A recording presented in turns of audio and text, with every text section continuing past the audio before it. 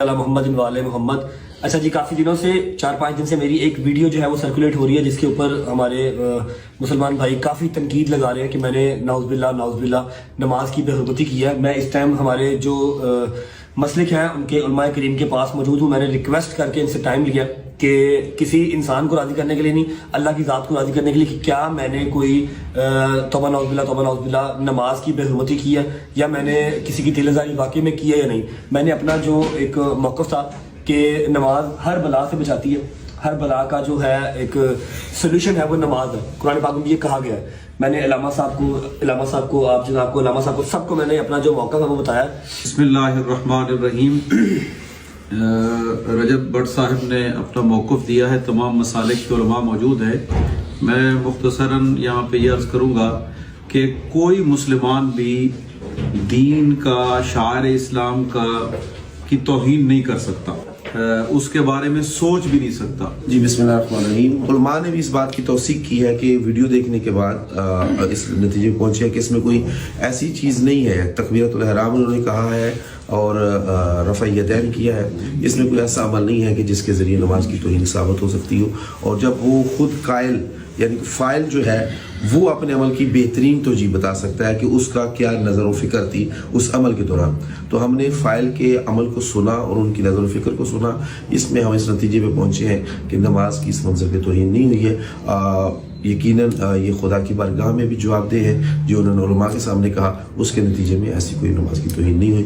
اور ہم اپنے ٹرینڈ کو بڑھانے کے لیے، اپنی ویورشپ بڑھانے کے لیے کسی دوسرے پر سنگین اس طرح کے الزامات لگا کر، پرانی ویڈیو اٹھا کر اس کو جو ہے وہ بلیک میل کرنے کے لیے یا اس کے اوپر انگلیاں اٹھانے کے لیے ہمیں قطعاً ایسا کوئی اقدام نہیں کرنا چاہیے. ہمیں ڈرنا چاہیے کہ آخر ہم نے مرنا اور خدا کے سامنے پیش ہونا ہے. جو نماز کی عظمت ہے یقیناً وہ باقی ہے سب کے دلوں میں، اور خدا ہم سب کو شاعر اسلامی کے احترام کرنے کی توفیق عطا فرمائے. بسم اللہ الرحمن الرحیم. جو موقع اختیار کیا ہے، اس سے پہلے بھی مجھ سے کسی نے اس ویڈیو کو بھیج کر فتویٰ لینا چاہا تو میں نے بچے کا موقف سنے بغیر یہ کہا کہ فتویٰ 2 چیزوں پہ ہوتا ہے، یا قول پہ یا فعل پہ. بندہ کوئی ایسا جملہ کہے جو جملہ شاعر اسلام کا ٹھٹا یا مذاق بنتا ہو، یا کوئی ایسا جملہ کہے جو جملہ توہین اسلام کا اور توہین رسالت کا، توہین قرآن کا سبب بنتا ہو. اس ویڈیو میں رجب علی بٹ صاحب کا کوئی جملہ ایسا نہیں ہے. دوسرا فتویٰ دیا جاتا ہے فعل پہ.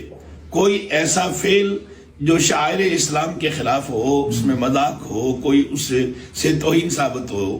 اب رفع یدین کیے چلے جانا اور یکسوئی کے ساتھ اس عمل میں مگر رہنا، اس صورت میں بھی کوئی فعل ایسا نظر نہیں آتا جس فعل سے اسلام کا ٹھٹا یا مذاق ثابت ہوتا ہو.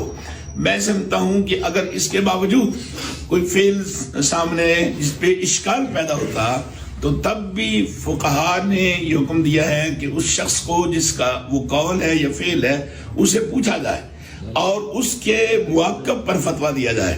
اب جیسے کہ رجب علی صاحب ہر 4 مکاتب فکر کے جید علماء کے پاس تشریف لائے اور اپنا موقف پیش کیا، اور اس کے بعد انہوں نے حلفاً کہا کہ میرا قطعاً یہ نہ مقصود ہے، نہ میں سوچ سکتا ہوں کہ میں شاعر اسلام کا مذاق اڑاؤں. السلام علیکم ورحمۃ اللہ وبرکاتہ. یہ جو رجب بٹ صاحب کا جو مسئلہ ہے، ہم نے جو اس پہ بغور دیکھا ہے اور جب انہوں نے خود بھی اقرار کر لیا ہے کہ میرا یہ قطعی نظریہ نہیں تھا.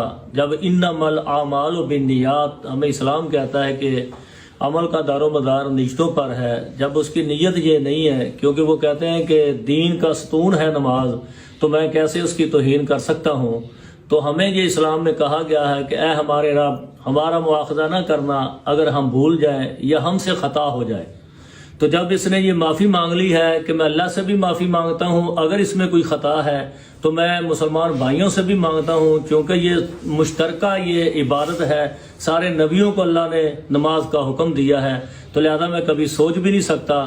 تو ہم ساروں کو چاہیے کہ ہم ان کے بارے میں اپنے ذہن کو کلیئر کر لیں. ایٹ دا اینڈ تمام علماء کرام کے درمیان میں بیٹھ کے میں یہ بات کر رہا ہوں کہ میرے اگر کسی بھی عمل سے کسی کو ایسا لگتا ہے کہ اس کی دل آزاری ہوئی ہے تو میں اللہ کے حضور بھی معافی مانگتا ہوں اور تمام مسلمان جو ہیں ان سے معافی کا طلب کرتا ہوں.